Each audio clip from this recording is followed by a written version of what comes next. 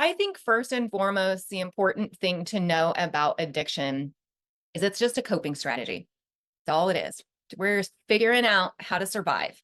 And it's really in line with kind of the dissociative component, the flight part of our fight, flight, freeze.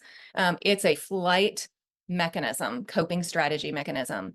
So when we're looking at it from traditional talk therapy, CBT, things like that, those are super cognitive focused, right?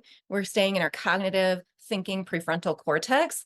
That's not where the problem lies, right? The problem lies in that emotional brain, and it's going to need a more bottom-up approach, which is what you're going to get with EMDR.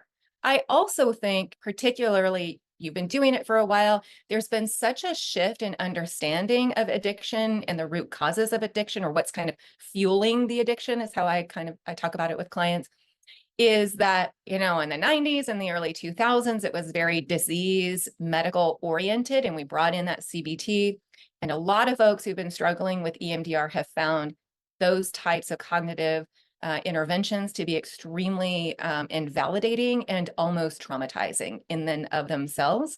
So I think something really important for those of us who are working with addiction to note is that addicts have been shamed and judged their entire life for their addiction.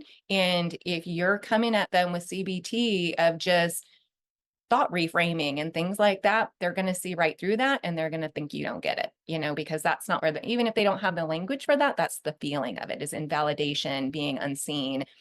We've been told our whole life, I still call myself an addict. We've been told our whole life, like, just quit, just do less, right?